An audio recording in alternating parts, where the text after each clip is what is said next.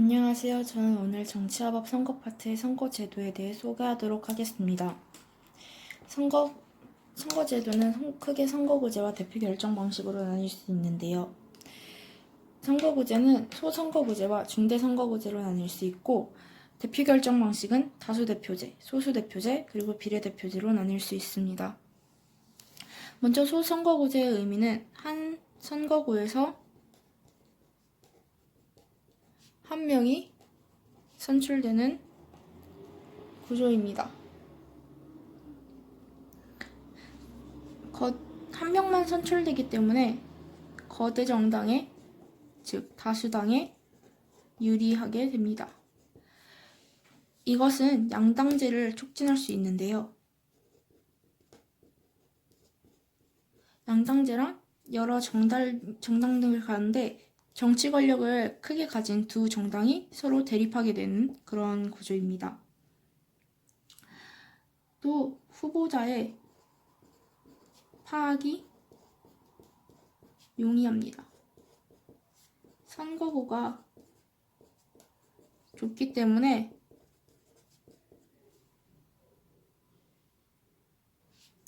선거 비용이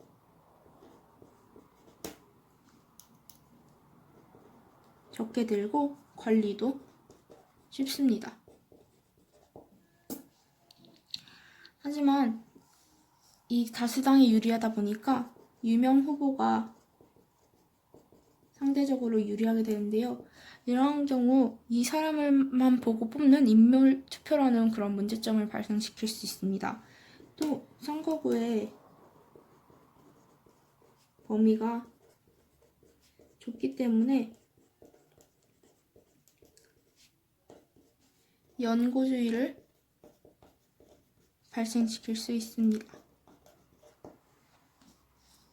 또 사표가 많이 발생하는데요.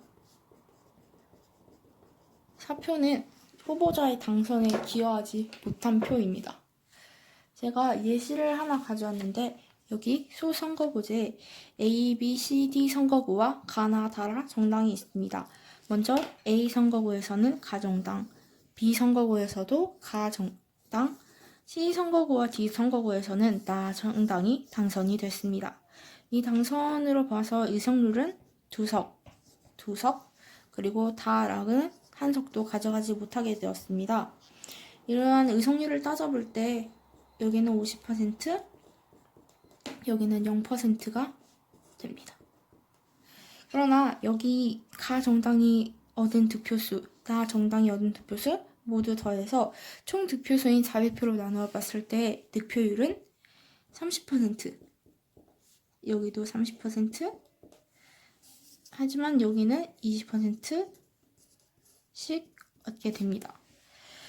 여기 의석률을 50%다 받았지만 득표율은 30%밖에 받지 못했습니다. 그래서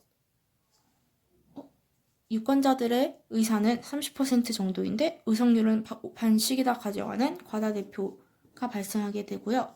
반대로 다라 정당에는 20% 득표율을 얻었지만 한 석도 가져가지 못하게 되는 과소대표가 발생하게 됩니다. 다음은 중대선거구제인데요. 중대선거구제는 한 선거구에서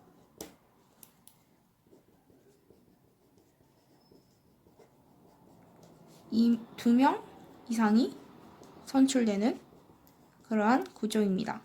보통 2명에서 4명이 선출될 때는 중선거구제라고 하고 그 이상이 선출될 때는 대선거구제라고 합니다. 이거의 장점은 사표 발생이 상대적으로 적습니다. 군소정당에 유리하여 아까 양당제가 아닌 다당제를 촉진하게 됩니다. 또 선거구가 넓기 때문에 후보자 선택할 수 있는 폭이 넓고요. 따라서 그 사람의 정책을 보고 투표하는 그러한 것을 할 수 있게 됩니다.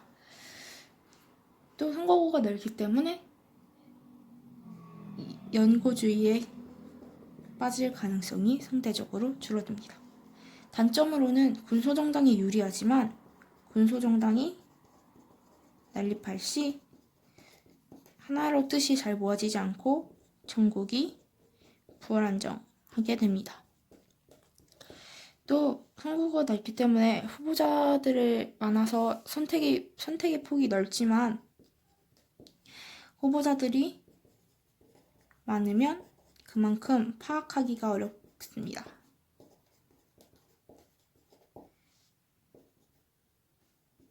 선거구가 넓기 때문에 아까와 반대로 비용이 상대적으로 많이 들어가고 관리도 어렵습니다. 여기 아까와 마찬가지로 중대선거구제도 예시를 가져왔는데요. 2명 이상 선출이니까 여기 가 선거구에서는 나 정당과 다 정당이 선출이 되겠네요. 비 선거구에서는 가 정당과 나 정당이 선출됩니다. 시 선거구에서는 가 정당과 라 정당이 선출되고요. 디 선거구에서는 가 정당과 나 정당이 선출되게 됩니다. 의석수는 여기 가 정당은 3석, 나 정당도 3석, 다와 라 정당은 1석씩만 가져가게 됩니다. 여기 의석수로 의석률을 따져봤을 때 3석을 가져간 가 정당과 나 정당은 37.5%가 되고요. 다와 라 정당은 12.5%가 됩니다. 이것도 마찬가지로 총 득표수로 이 득표한 표를 나눠봤을 때 득표율은 35%, 29%, 26%, 10%가 됩니다. 이것도 차이가 나긴 하지만 아까와는 격차되는 그런 차이가 조금 줄어들게 되었습니다. 이렇게 해서 가, 나, 라는 과다대표가 되고요. 다 정당은 과소대표가 되게 됩니다. 다음은 다수대표제인데요. 다수대표제는 최다 득표자 1명만 선출하는 거기 때문에 소선거구제와 연결이 됩니다. 특징은 거대 정당에 유리합니다. 그렇기 때문에 전국이 안정될 수 있지만 그만큼 소수의 의견이 무시될 수 있습니다. 다수대표제는 상대 다수대표제와 절대 다수대표제를 나뉘는데요. 상대 다수대표제는 유효 투표 중 표를 가장 많이 받은 사람입니다. 유효투표는 약간 무효표 이런 게 아니라 올바르게 던진 표를 의미합니다. 이것의 특징으로는 단순히 제일 많이 받은 한 사람만 당선이 되기 때문에 상대적으로 지표가 쉽고 편합니다. 또한 하지만 그만큼 아까 말했듯이 사표가 많이 발생할 수 있습니다. 이것을 대표의 역설이라고 하는데요. 예를 들어 A, B, C, D 네 사람이 있는데 각각 26%, 28%, 24%, 22% 등 이렇게 미미한 차이로 득표를 하였다고 했을 때 B가 당선이 되겠죠. 하지만 이 사람은 과반수 이상이 찬성하지 않았지만 대표자가 되는 그런 대표의 역설이 발생할 수 있습니다. 절대 다수 대표제는 일정 기준 표를 대표한 후보자가 당선이 되는 구조입니다. 보통 일정 기준이라고 하면 과반수를 설정해 두죠. 따라서 아까 여기 대표의 역설의 반대로 당선자의 대표성이 높아지게 됩니다. 여기 절대다수 대표제는 결선투표제와 선호투표제로 나눌 수 있는데요. 결선투표제는 A, B, C, D 네 사람이 있다고 할 때 각각 한 24%, 21%, 20%, 19% 이렇게 미미하게 받았어요. 그러면 여기서 과반수를 넘는 후보자가 아무도 없잖아요. 그래서 가장 많이 받은 두 사람을 다시 재투표하는 겁니다. 그래서 이렇게 과반수가 넘게 나올 때까지 투표를 여러 번 할 수 있고요. 집계 또한 여러 번이 가능합니다. 선호투표제는 A, B, C, D 후보가 있는데 1차 집계, 2차 선호, 2차 집계, 3차 선호, 그리고 3차 집계. 이렇게 여러 번 할 수 있습니다. 여기 뭐 더 할 수도 있지만 먼저 1차 집계에서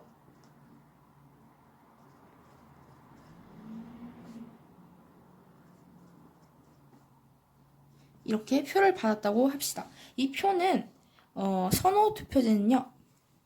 여기 후보들의 순위를 매기는 겁니다. 그래서 이 후보가 1번으로 좋다, 2번으로 좋다, 3번으로 좋다 이렇게 순위를 매겨서 그 표를 제출하게 되는데요. 이 1차 집계는 이 후보들이 1번으로 좋다고 한 사람들의 수를 이렇게 표현한 겁니다. 여기서 가장 적게 받은 이 D 후보의 표를요. D 후보는 탈락이 되고요. D 후보에게 투표했던 사람들 중에 2번, 2등으로 내가 좋다고 생각했던 사람의 표를 여기다가 이렇게 이 후보자들에게 나눠줍니다. 그래서 만약에 이렇게 이 사람의 표를 나눠주고요. 이 표를 더해서 2차 집계를 합니다. 2차 집계를 했을 때 여기는 이만큼 표가 나오고 이만큼 표가 나오고 이만큼 표가 나오게 됩니다. 또 여기서 과반수를 넘는 사람이 아직 안 나오잖아요. 그러면 또 다시 집계를 합니다. 이번엔 이 사람이 제일 적게 받았으니까 이 사람이 탈락이 되고요. 이 사람의 했던 표 중에 다른 사람들을 3등으로 좋다고 했던 사람들의 표로 나눕니다. 2등으로 좋다고 했던 사람의 표를 이렇게 나눠서 이것을 더해가지고 마지막 이제 과반수가 나올 때까지 집계를 합니다. 집계를 했을 때 A 후보가 당선이 되었네요. 근데 이 선호투표제의 특징은 처음에는 B 후보가 당선될 것 같이 3만 표를 제일 많이 얻었지만 반대로 A 후보가 당선되는 경우가 나올 수 있습니다. 이 선호투표제는 투표는 한 번만 하지만 집계는 여러 번이고 결과가 뒤집힐 수 있습니다. 소수대표제는 득표순으로 일정 인원이 당선되는 겁니다. 그래서 중대선거구제와 연결할 수 있습니다. 중대선거구제의 특징과 일치하게 되는데요. 여기 있는 특징들이 소수대표제의 특징으로 들어가게 됩니다. 마지막은 비례대표제인데요.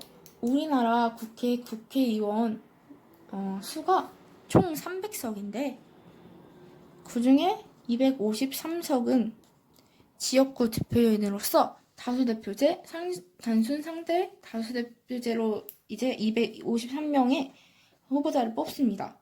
그래서 253개의 선거구에서 253명의 후보자를 뽑고요. 나머지 47석은 비례대표제로 선발을 하게 되는데요. 우리나라 비례대표제는요. 1인 2표제,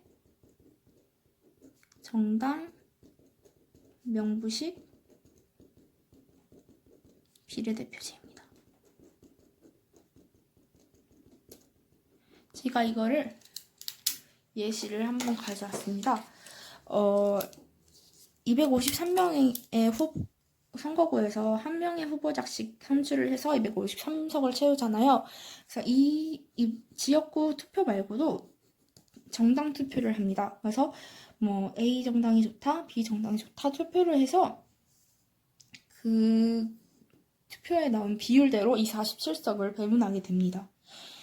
이렇게 각 정당이 얻은 표를 먼저 예시로 들었는데요. 여기 득표율은 총 득표율에 비례해서 35%, 여기는 29%, 26%, 10%가 나왔습니다. 여기는 47석이지만 예를 들어 8석을 나눈다고 했을 때 이 8석만큼 퍼센테이지로 나눕니다. 8석의 35%는 2.8이고요. 29%는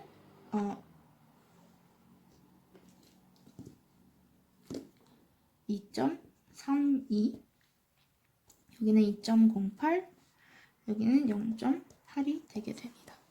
먼저 첫 번째로 정수를 따집니다. 그래서 여기는 2석이니까 2명, 여기는 2니까 2석이 되고, 여기도 2, 여기도 2, 여기는 정수가 없으니까 0석이 되게 됩니다. 그 다음으로 소수점을 나누는데요. 소수점은 앞에 자릿수가 큰 수부터 차례대로 나눕니다. 여기 이미 6석을 배분했으니까 2석이 남잖아요. 여기 0.8 한석, 또 여기 0.8 한석을 나눠 가지게 됩니다. 최종적으로 A정당은 3석을 가져가게 되고요. B정당은 2석, C정당도 2석, D정당은 1석을 가져가게 됩니다. 이러한 의석률로 따졌을 때 37.5%, 25%, 12.5%, 여기 의석률과 득표율을 비교해 봤을 때 아까 소선거구제나 중대선거구제 이런 대표 방식과 비교해 봤을 때 상대적으로 과다대표나 과소대표의 차이가 적게 나타납니다. 이것이 비례대표 중의 장점입니다. 또한 우리나라에서 추구하고 있는 권역별 비례대표제라는 것도 있는데요.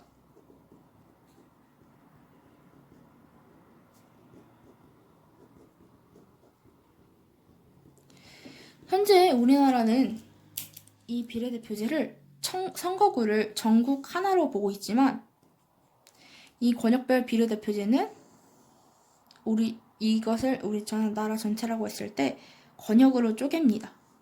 여러 권역으로 쪼개서 예를 들어 이렇게 5개의 권역으로 쪼갰다고 해봅시다. 여기 갑권역, 을권역, 무 권역으로 이렇게 나눴습니다. 예를 들어 비례대표제 100석을 한다고 할 때 이 전국 이렇게 나눈 권역을 이제 인구수 비율로 해서 나눕니다. 저는 그냥 20석씩 이렇게 나눌게요. 그래서 한 선거구에서 이 갑권역에서 투표를 어떻게 하느냐? 여기도 이제 큰 정당이 있을 거 아니에요? 이 20석을 먼저 나눕니다. 지역구 그리고 비례대표. 이 할당받은 의석을 지역구는 몇 석을 둘 건지 비례대표는 몇 석을 둘 건지 나눕니다.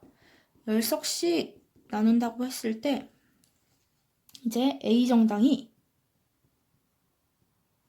지역구에서 6석을 받았고 정당 득표, 아까 여기 비례대표제 했던 것처럼 정당 득표율은 40%를 받았다고 해봅시다. 이 권역별 비례대표제는 연동형 비례대표제도 같이 이렇게 합쳐져서 이제 이게 저희 나라가 추구하려고 하는 거라고 합니다. 연동형 비례대표제는요, 이 정당이 나눈 지역구를 6석이나 받았잖아요. 그런데 이 40%를 받았으니까 40%는 총 20석 중에 40%는 8석에 해당합니다. 하지만 이미 지역구에서 6석을 가졌기 때문에 비례대표로는 2석밖에 가져가지 못하게 됩니다. 이렇게 정당 득표를 연동해서 이렇게 남은 수대로 배분하는 게 연동형 비례대표제입니다. 또 비정당은 30%를 득표를 해봤다고 합시다. 그러면 이것은 20% 중에 30%면 6석이 되는데요. 여기 비정당이 만약에 지역구를 4석을 가져갔다고 했을 때 비례대표석은 2석만 가져가게 됩니다. 여기서 중요한 것은 이 연동형 비례대표제의 특징인 비례대표 의석수는